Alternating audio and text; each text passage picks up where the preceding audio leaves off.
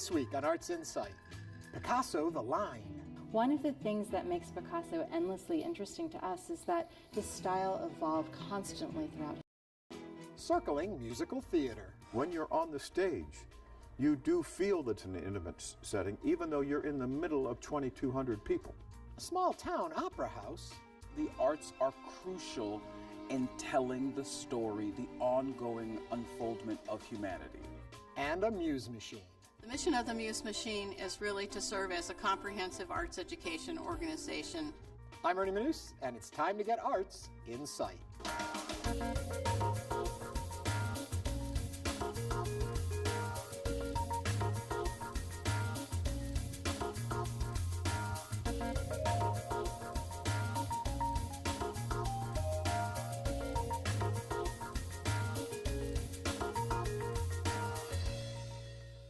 Welcome to Arts InSight. Today, we're in Midtown at the Ensemble Theatre. The company reaches a milestone this year, 40 years. That's 4 decades of productions showcasing the African-American experience. Stick around to find out what they're doing to celebrate. But first, Pablo Picasso is one of the most recognized artists of our time. Nearly 100 of his works on paper are now on exhibition at Houston's Menil Collection. It's all part of a very specific study of his distinctive use of lines.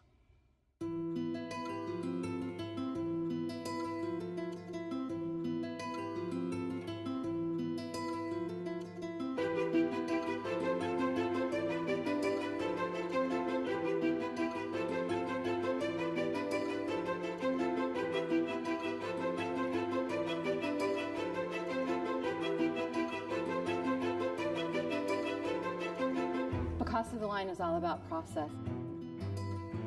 And it's about that essence of creativity, which is what a drawing often is.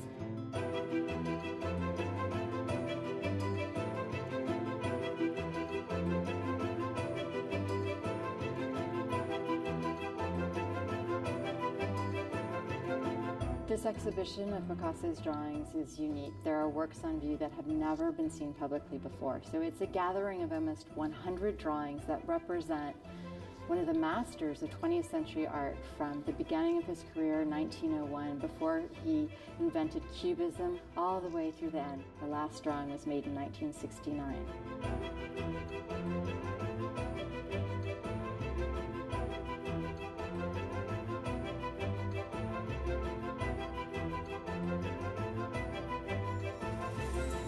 When I look at this collection of drawings, I see the way in which Picasso was always an innovator and the way in which he defied convention. Early on, his father was an artist, taught him to draw in a very realistic, naturalistic way, and he began to reject that, to try to get to the essence of the thing, to try to understand that if you're going to represent something, you might see it from different angles simultaneously.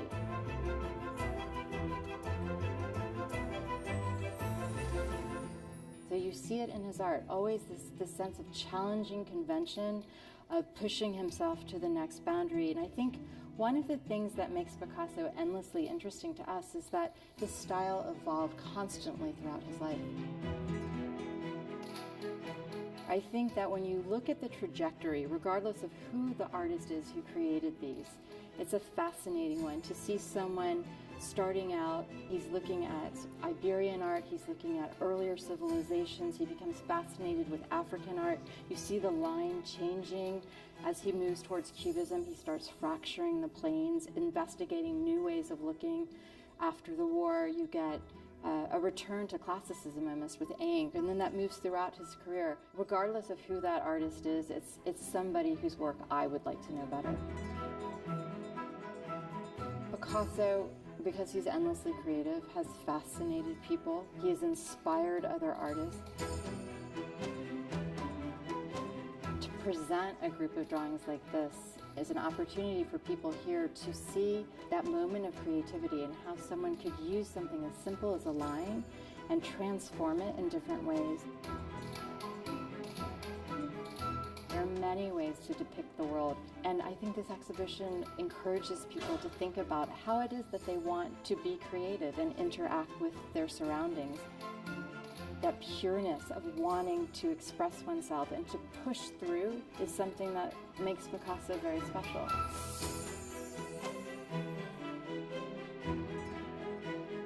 Picasso is considered to be one of the masters of the 20th century. But if you take away a lot of that verbiage and you look at him, Picasso he's a master of lying.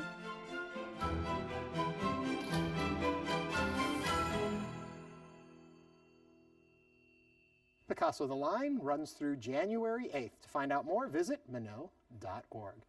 We're back at the Ensemble Theatre, who are celebrating a very important anniversary, 40 years. And we're thrilled to have the artistic director with us right now, Eileen Morris. Hello, Eileen. Hello, Ernie. How 40 years. I know, it's amazing, isn't it? So tell me, where did this all start? It started about 6 blocks down from here at 1010 2M. George Hawkins, the Ensemble Theatre founder, he decided that he needed to find a place where African Americans could practice and perfect their craft. So he founded the Ensemble Theatre, and we've been here ever since. 40 years later, still a need for this? Absolutely. I mean, because the story has to be told. And it has to come from the African American perspective, and the voices need to be heard, and artists of color need to be able to practice and to be able to work consistently. And that's what the Ensemble Theatre provides on every single day. You know, where the E is for everyone and everyone counts. Everyone counts here at the Ensemble Theatre. We've got a great season coming up. We're doing plays that we're doing a world premiere. We're doing plays that deal with historical iconic figures such as Mahalia Jackson and Nina Simone. So we've got a little bit of something for everyone. We're also doing staged readings as a salute to Texas playwrights. So we're going to be doing readings from Texas playwrights' work. And so there's a wonderful array of things that are going to be taking place throughout the year in celebration of our 40th anniversary. How unique, lucky are we as a city to have a theater like the Ensemble? Oh, we're so blessed. I mean, first of all, the Ensemble Theatre owns its own space. We're in the heart of Midtown. And then the fact that there are not many African-American theater companies that continue to exist after 40 years. There's still a wonderful group of artists and theater companies that exist in the city and throughout the nation. But the Ensemble Theatre is unique because we're in Midtown, we're in the heart of the city, we own our own space, and we do an array of shows, 6 plays a year. That's a lot, plus touring and education, plus our Young Performers program. So there's a wonderful array of things that are taking place throughout the year. And one thing I do have to mention, you have your own rail stop right out in front, too. I Makes didn't want that to brag easy. about that and say what that was, but yes. So nobody else has that in the world at all. So we're really excited about that as well. When knowing it's your 40th anniversary and you're looking at putting together a season, what do you look for? We look for what the story tells and how it relates to the current events of the time, what's going on in the society, how it affects us as human beings, human dynamics, what that story says as far as it relates to women and to children and to men, and comedies and dramas, and how it relates to our audiences, what we can afford to do and put on our stage. So it's like a whole kind of gumbo of different things that we put together to make that happen. For people who have not been to the Ensemble, how do you invite them in? We just tell them to, call the Ensemble Theatre, look on our website, but most importantly, know that you're coming to see an intimate setting. That means that you as an audience member really get to relate to the artists that are on stage, and that we really invite all people to come and to see the work that we do. We're really excited about the work that we're able to present to the city of Houston, and we're glad to be here. Houston is such a rich, wonderful, diverse community, and we're excited to be a part of its artistic culture. And we're lucky to have you. Thank you so much. Congratulations on 40 seasons. Thank you so much. seasons. 40 years. Come see us. All right, we will. Thank you, Eileen. Thank you so much. Now, taking a step onto another theater stage, the Sacramento Music Circus has been captivating audiences for more than 65 years. It's the kind of experience where the moment you enter the theater and take your seat, you are transported to another place.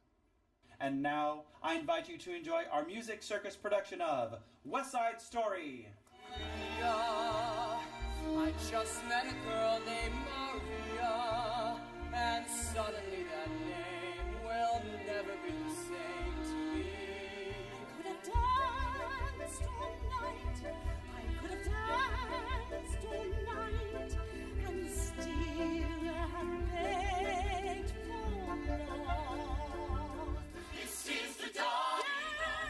It starts with our audience, We try to take our audience on a journey, a balanced meal of American musical theater through the course of the summer.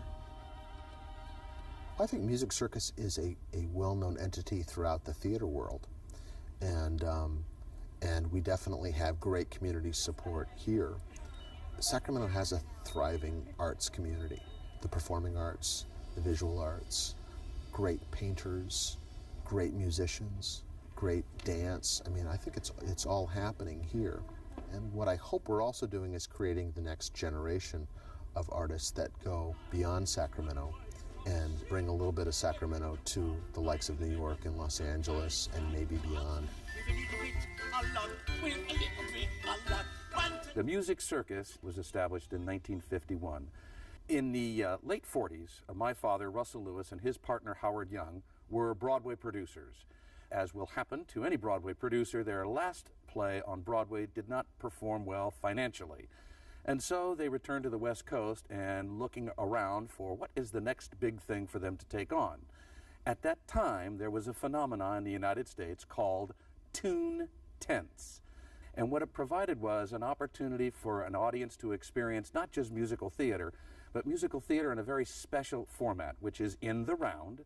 The first tent was actually right there on the corner of 15th and H. In 1969, Russell and Howard determined that in order to attract acts like Liberace or Marlene Dietrich or Bob Hope, etc., that they needed a larger seating capacity and therefore higher potential gross.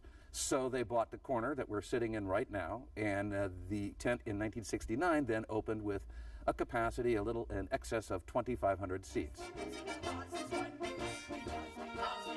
There are very few theater companies in the country that are able to bring together the level of talent on stage and off stage to create the works that we do.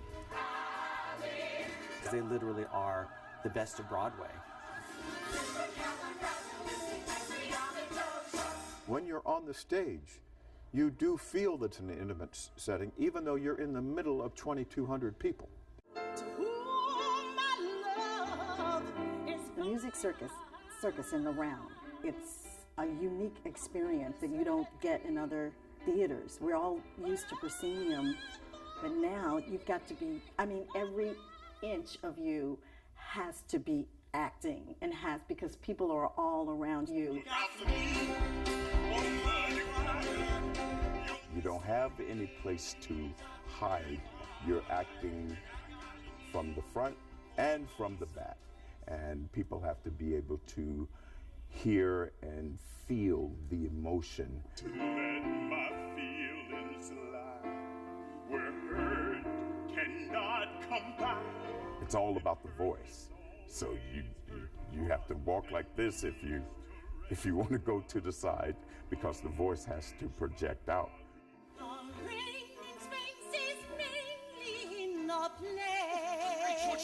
I think that great vocalists know how to interpret the songs in each of these musicals in a way that is indescribable, and then takes them someplace completely different with each and every song.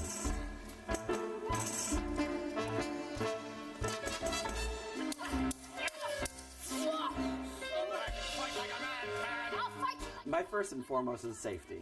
Depending on the show, it's like Peter Pan. Peter Pan was probably the hardest show we've done technically in the 20 years that I've been here. We had 4 people flying at the same time, scenic pieces going up and down in the dark. It was an adrenaline rush to get through the show. When you see all of that come together and gel is one of the most satisfying things I can imagine happening. Great art really kind of gets to the core of the human experience. And those could be new works, and they could be works that have existed for many decades and have been produced here over and over and over. Responsible directors and producers are true to the texts. There are shows like Big River, like West Side Story, and even in Hair that have elements that are unflattering, moments in history that are disturbing, themes of racism and sexism and violence. But I think that it's important to understand our past so that we don't repeat it so that we are reminded of how far we've come, and in some cases reminded of where we need to go. This community theater, dealing with issues that were relevant to me, really opened my mind and broadened my horizons to dream of bigger and better things. And that's why I think these type of theaters are so important. And I may not get to express how I feel publicly on certain issues. I will be able to express myself as the character. As summer theaters go, particularly summer theaters that are put together in a relatively short amount of time, there's nothing better in the country that I have ever seen than this. Thousands of people are coming to the Music Circus every performance. They're packing the house. There's a thirst to see theater. The nice thing about the Music Circus in particular is that it really is a family. There's actors who I've worked with that have been coming back, and it really is a family feel here. We have an incredible network of support here in Sacramento, a long tradition, and I hope that this company is able to sustain another 65 years of providing the best of musical theater to Sacramento and Northern California.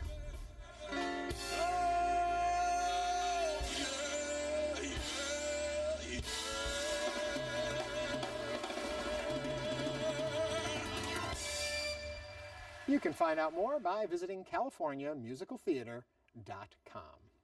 All right, the Piper's Opera House in Virginia City, Nevada is the centerpiece of the town's art and culture scene.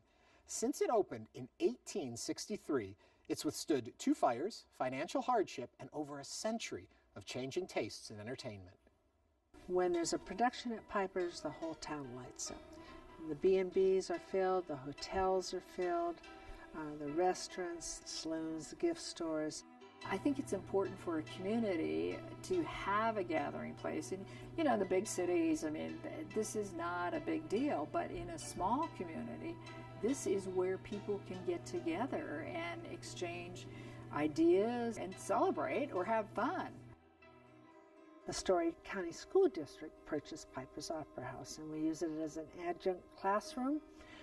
We teach history here, drama, set design, obviously music. We use it for graduations and community events. It's just a wonderful thing.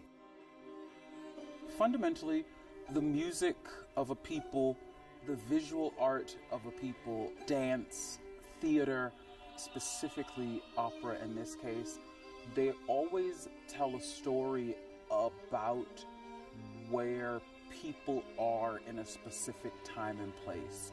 And whether those themes be universal, whether those themes be specifically historical, I think the arts are crucial in telling the story, the ongoing unfoldment of humanity. People don't realize that there were actually 3 buildings. One was the original one built in 1863, and that was built by a man named Tom McGuire. And John Piper acquired that in 1867. Everything went along merrily until a couple miners got into a tough down on A Street in October of 1875, and they knocked over a lantern. 3/4 of the town burned in less than 6 hours. So that one burned down, and John decided to rebuild up on B Street. That was his most beautiful opera house, and then it burned in 1883. We think because John Piper, who loved to smoke cigars, might have caught it on fire. The town was devastated, and so they got together and they rebuilt the opera house for him.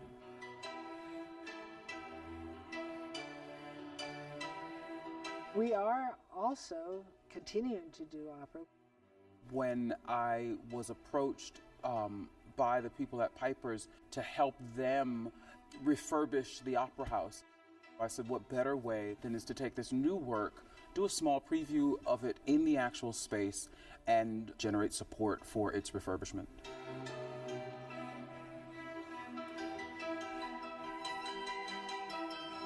What's wonderful about the space is acoustically, it's really quite fantastic. It's an old space, it's all natural surfaces. The sound is not sucked up by carpet and by anything that sort of dampens sound.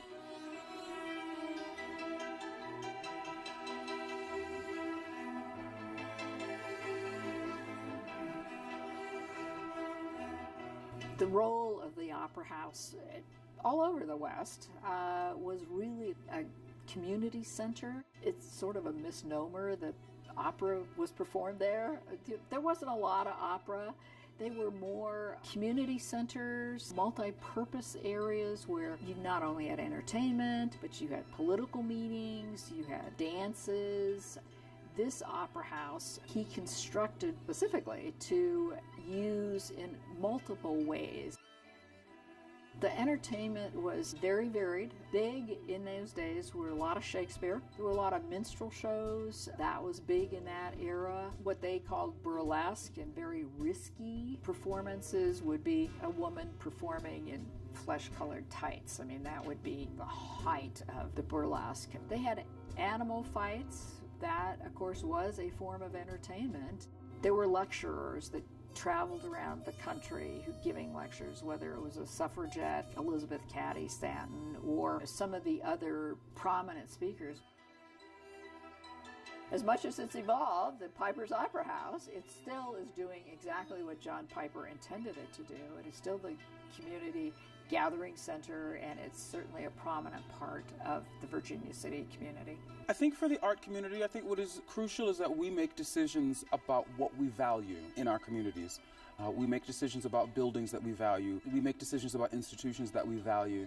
And so if the state of Nevada, if the county, if this region is ever going to preserve its history, I think there have to be certain landmarks that are stalwart in the preservation of that history. And I think Piper's is one of them. For more information, visit pipersoperahouse.net. And finally tonight, there's an organization in Dayton that encourages young people to get on stage, pick up a paintbrush, or maybe even a camera, so long as they're engaging with their community through the arts.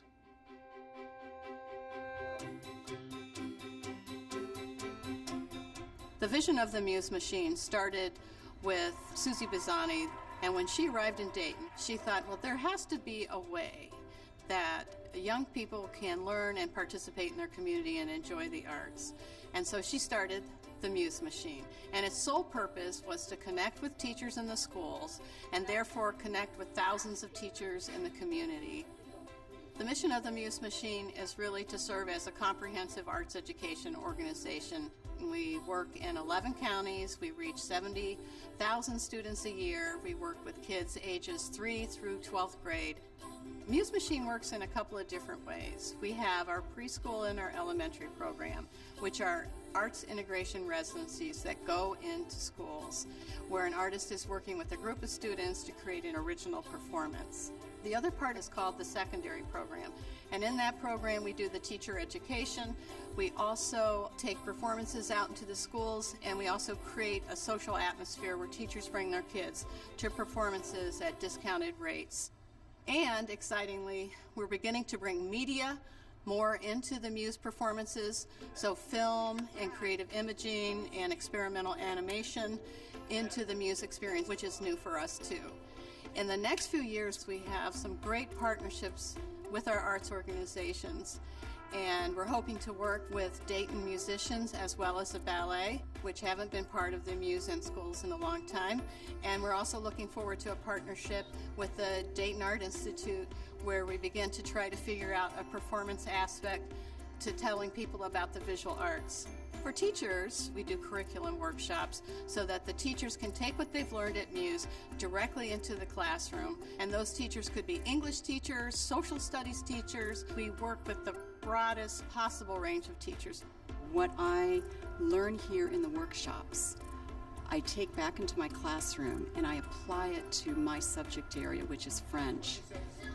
When you introduce more visual and more action and more kinesthetic activities in the classroom, my students do better, definitely, on their tests. Using the arts in educating my students, it's more fun. Arts integration is integral for students to be motivated and inspired. And when you have those moments when students are engaged, the sky's the limit on what they can learn. I am so lucky to be a part of the Muse Machine as an alumnus, because it's an organization that prides itself in continuing arts and arts education. I initially got involved because I wanted to know what all the jazz was about. So I started auditioning and going to the in-school performances, and it was a wonderful experience because unlike community theater, I was able to work with students from all across the Miami Valley. My favorite Muse memory would probably be Thoroughly Modern Millie. I played Muzzy Van Hosmeer, which since then has become one of my signature roles. That's where I developed the courage to do this full time, to make this not only just a hobby, but a passion and a career, and make a life of the arts. Muse is a huge impact in the Dayton area. It brings students from all over, and it allows them to find a way of expression. It allows them to find new friendships, and it ultimately inspires them. It makes the arts tangible. It's not just something that they view maybe on a stage, but they get to become a part of it. I think Muse accomplishes the dedication of their students by making the work meaningful. They give young artists, they give young people ownership over the work. So we're building generations of artists, and that's what's most important. I think it helps students become more mature because they get exposed to themes and ideas and something outside themselves and their own small community. When I've watched the students come out on the stage from the musical, I know that the experience has transformed them.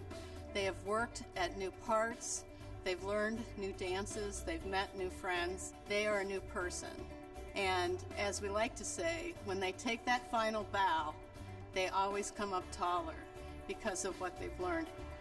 It is probably the best decision I've ever made because I'm able to do something every single day that I absolutely love and that I absolutely have a passion for.